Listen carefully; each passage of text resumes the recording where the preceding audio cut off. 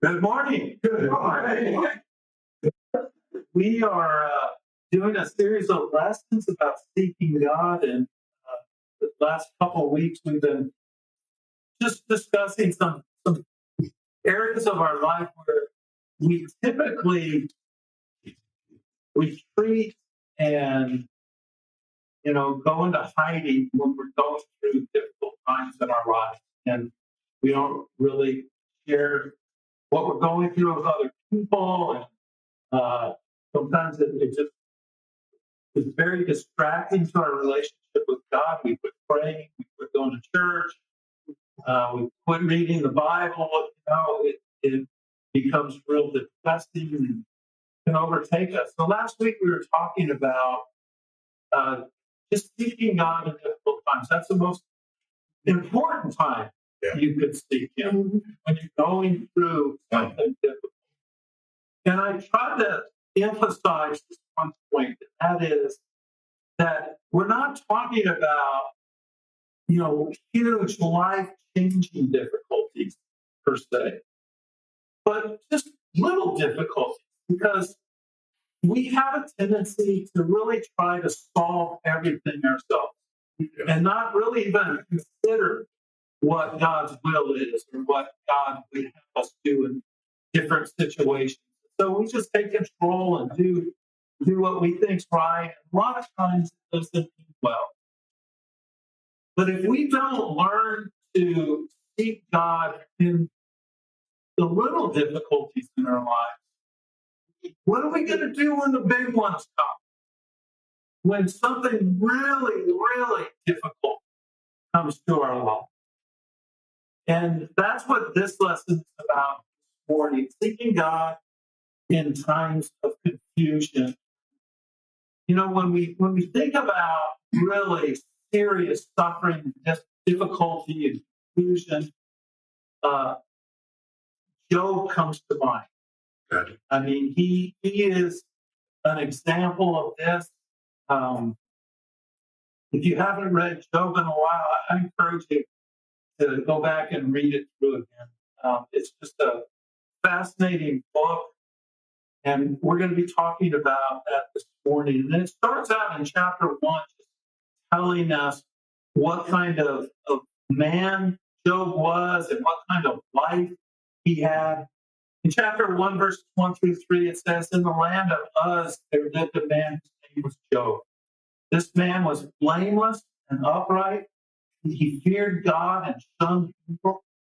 He had 7 sons and 3 daughters, and he owned 7,000 sheep, 3,000 camels, 500 yoke of oxen, 500 donkeys, and had a large number of servants. He was the greatest man among all people of the East." In most people's eyes, Job had a storybook life. I mean, it's the kind of life that we all dream of, rich, powerful, family, all those things. God had blessed Job in every way. He was blessed with incredible respect by all.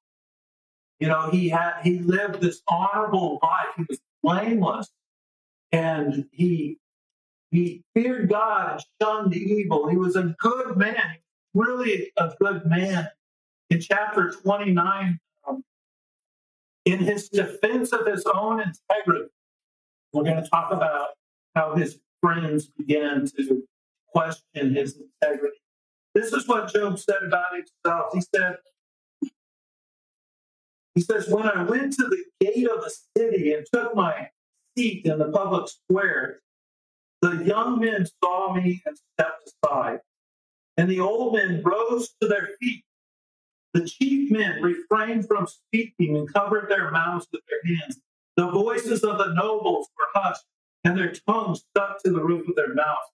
Whoever heard of me spoke well of me, and those who saw me commended me, because I was a rescuer to the poor and the fatherless who had none to assist him. The man who was dying blessed me. I made the widow's heart sing again. I put on righteousness my clothing. Justice was my robe and my turban. I was eyes to the blind and feet to the lame. I was a father to the needy. I took up the case of the stranger. This was an honorable man. He was a good man, and everybody respected him for that. And he did it because he feared God. He believed that God had blessed him and that God had called him to live a holy life and be a service to others with his wealth and his kind heart. And so everybody that knew him spoke well of him. They wanted to know what he thought about things.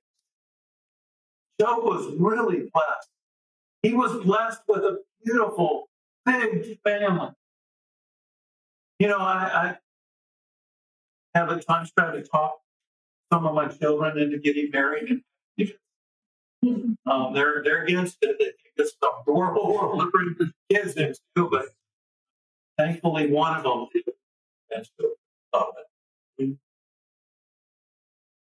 But you're missing out on one of the greatest blessings there is in life. Children. Your own children. It is the most amazing thing, the most wonderful thing. And even though sometimes they really disappoint you, terrible things that really, really upset you, you love them to death.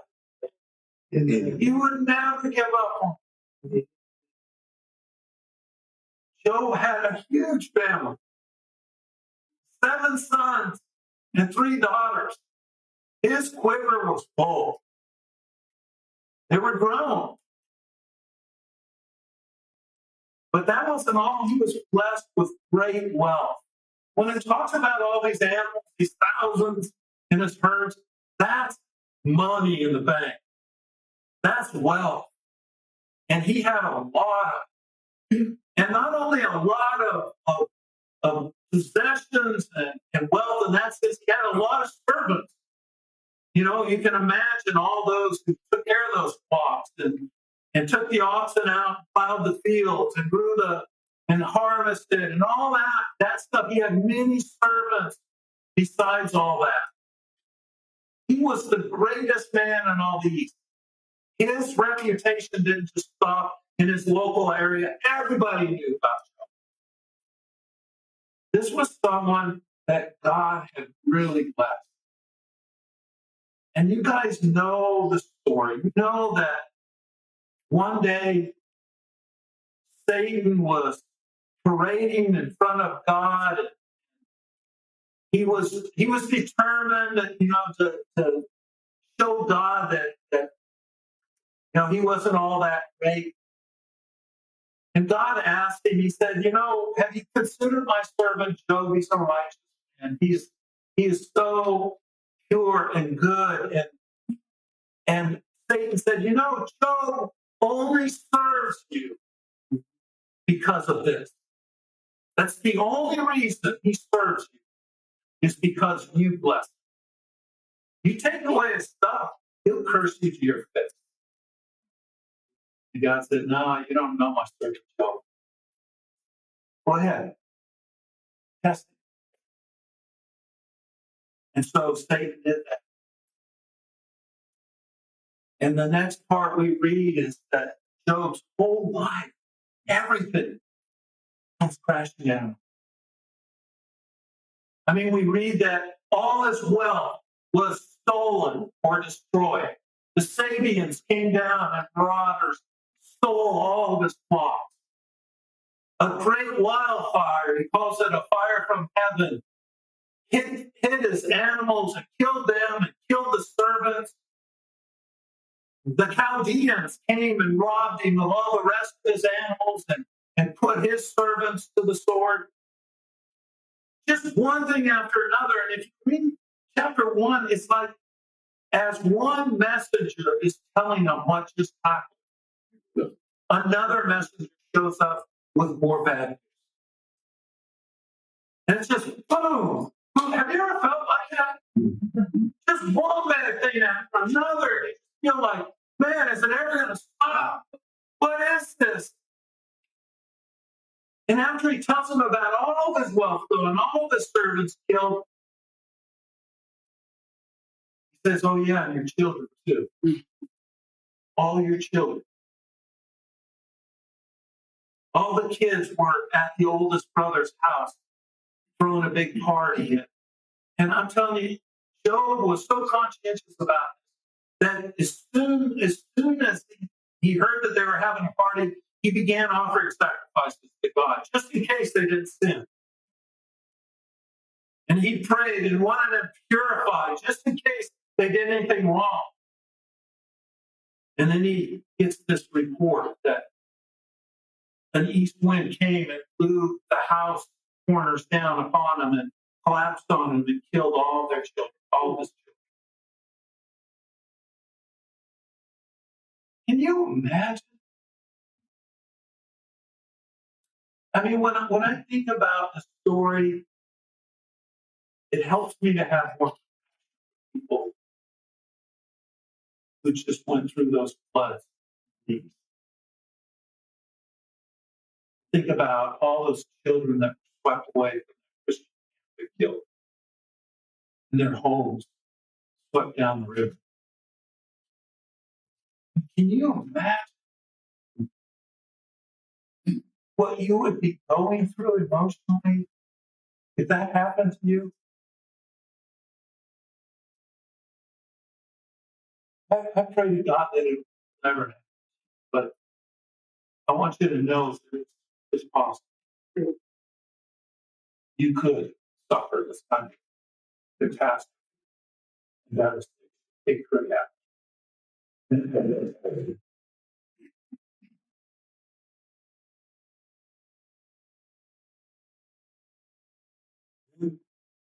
His body was struck from head to toe. Satan went back to God and said, okay, well, maybe he won't curse you because you took all this stuff, but if you strike himself, if you strike Job, he'll curse you. So God said, no, you go ahead, but don't kill him. And it says that Job was struck with sores from the top of his head to the bottom of his feet. And we don't know what those sores were. It kind of sounds like boils or something of that nature. But it says that he grabbed a broken potsherd, piece of pottery, and went out on the ash and scraped himself. If you get a mental picture. And he wept. And if that wasn't enough, to top it off, his wife and his friends turned him. His wife comes to him and said, Job, are you still holding on to your faith? Just curse God and die. What kind of God would do this to you? Job said, speak like a foolish woman. The Lord giveth, the Lord taketh away. Blessed be the name of the Lord. And Job did not sin against God.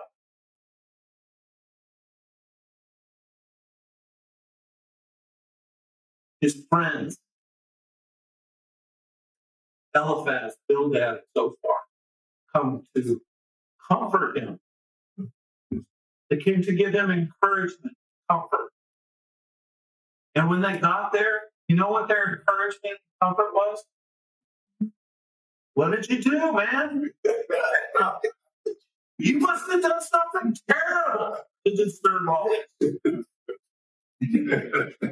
And the whole book is Job defending himself as accusation after accusation that Job's getting what he deserves. And Job's like, I don't deserve this. I do not deserve this. I'm a good man. I have been faithful. I've given my life in service to others. This isn't fair. This isn't right. And one after another, these three friends He pressed him.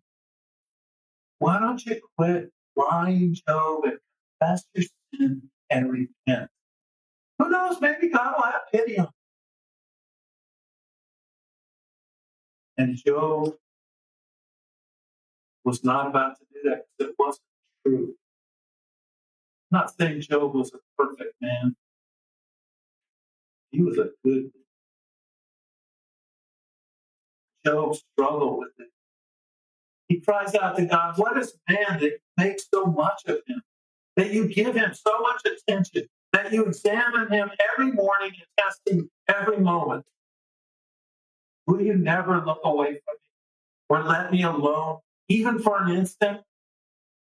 If I have sinned, what have I done, O watcher of men? Why have you made me your target? Have I become a burden to you? Why do you not pardon my offenses and forgive my sins? For I will soon lie down in the dust. You will search for me, but I will be known. Does that sound like somebody that's very confused about what's going on? I mean, Job, what have I done? Why are you picking on me? What did I do that deserves this? If I've done something wrong, why don't you in your mercy forgive me?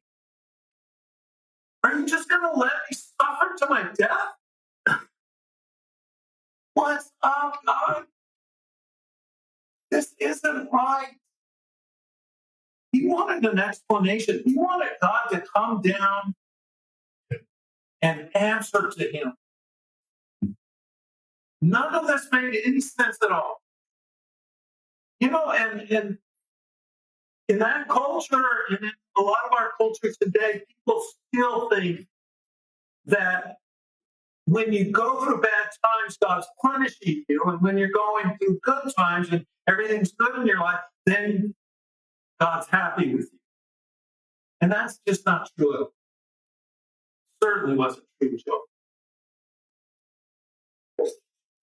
So this didn't make any sense. And Job is just beside himself, not knowing what to do. And then he's got his friends telling him, well, Job, just repent. No, that's not it. He really felt like God was treating him unfairly. He felt like the righteous God was being unrighteous. And he made that known on a few different occasions. In chapter 7, beginning in verse 17, he says, that's what I just read. You examine him every morning and test him every moment. Will you never look away from me? And why are you picking on me? He felt like God owed him an answer for this. In chapter 31 of Job, I wish I could just read the whole book. That's it. It is a powerful, powerful lesson.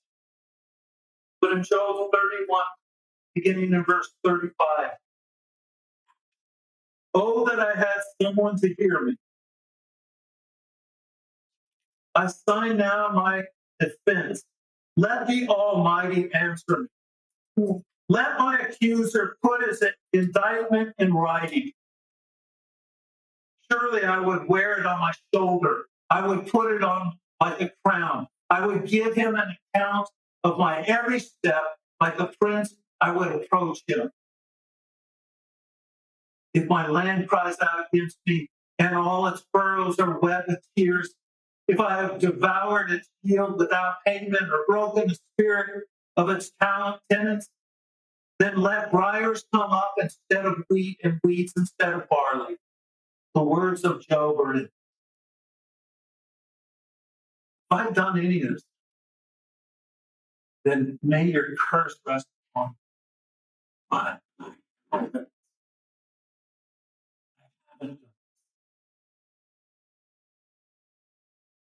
You ever felt that way? Like God was treating you unfairly?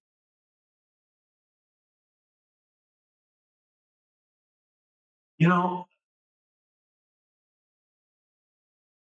I did my very best as a father to raise my kids believers.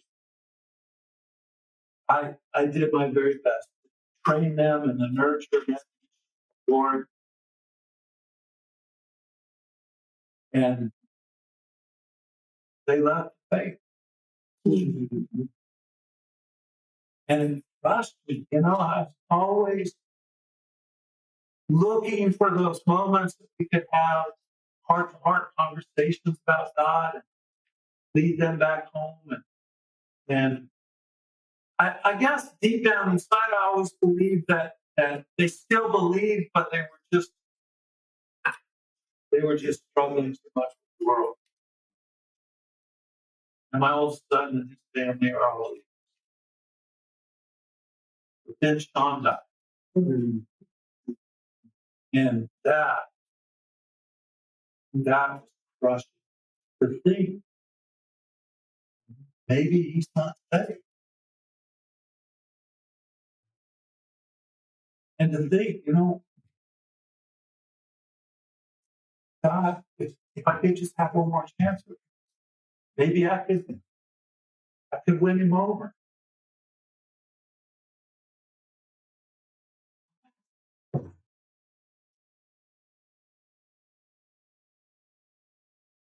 Sometimes things happen that there's no answer.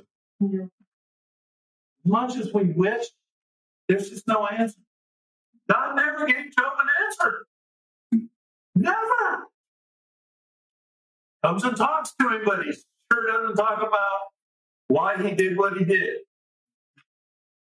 Instead, God kept silent and let Job's friends tell him what it was all about and let Job just wrestle with it. I could just see him tossing and turning in the night like I did. Just ruminating over and over again. Why, God? Why?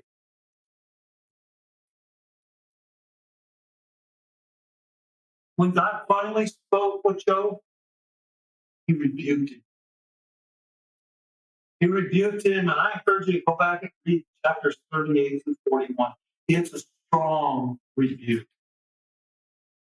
He rebuked him and questioned him about his understanding. What do you really know? I mean, how much do you understand? Were you there when the foundations of the universe were set in place? And he just went on with all this questioning. Do you know how this happens? Do you know why this happens? Do you know where this goes at this time? Do you know where it comes from? Do you know how all this stuff works in harmony? Do you know any of this stuff, Joe? What do you know? Joe, what do you know? You want to question me and ask me why I do what I do? What do you know, Joe? And then Job replied to the Lord, I know that you can do all things. No plan of yours is thwarted. You ask, who is this that obscures my counsel without knowledge? What God first asked. Surely I spoke of things I did not understand. Things too wonderful for me to know. You said, listen now, and I will speak, I will question you, and you shall answer me. My ears have heard you, but now my eyes have seen you. Therefore I despise myself and repent in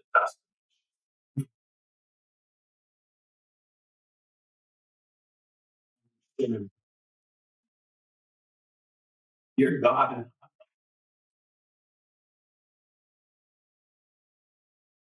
Job, through all of this, never gave up seeking God. Never. Even though none of it made sense to him, through all the confusion, he could never figure out why God would let this happen to me.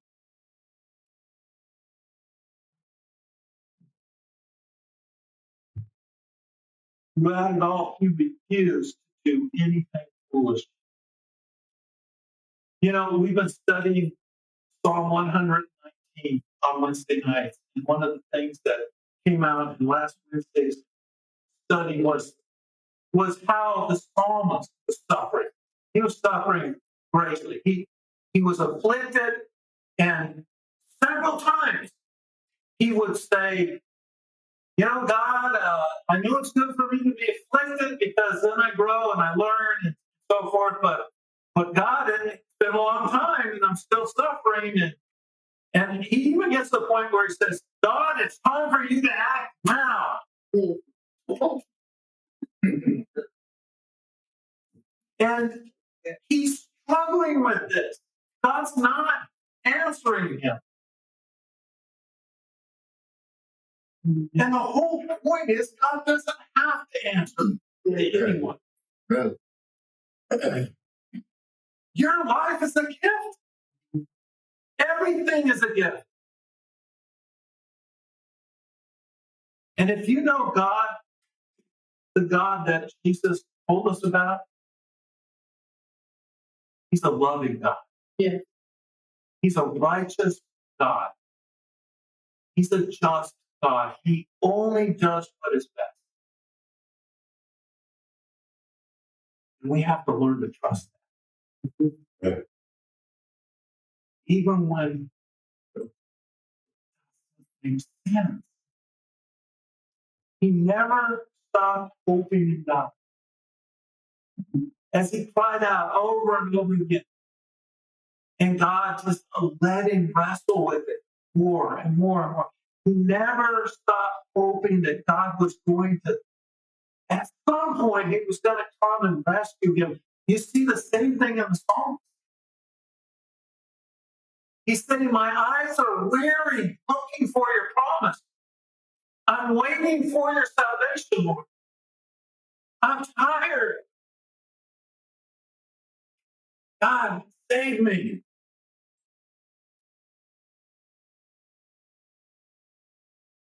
That's an important lesson for us. I mean, that's a really, really important lesson. I pray to God that you never have to go through anything tragic and horrible. But it's possible. And if you don't have a relationship with God, man, Shauna, I can't imagine what I would have done if I wasn't a Christian. I can't even begin to think.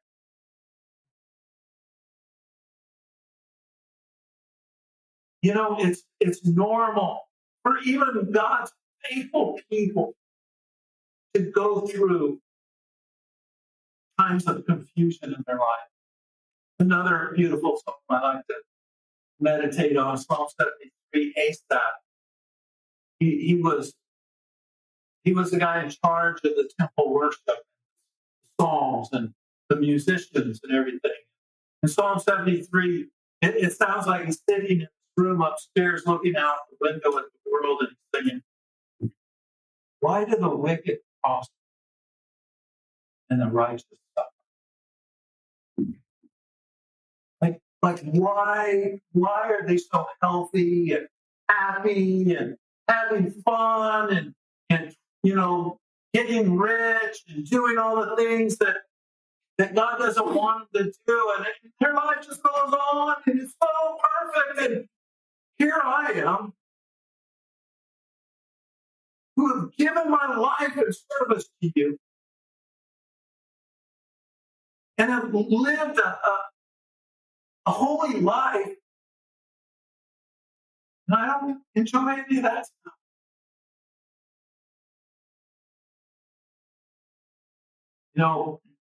In Psalm 73, Asaph comes to the end of his letter and he says, or at the end of the psalm, he says, it was all just confusing. Just until I went into the house. And then I realized that they are on a slippery slope. That one day they will give an account for their lives, and they will be punished for their unrighteousness. And I will dwell in the house.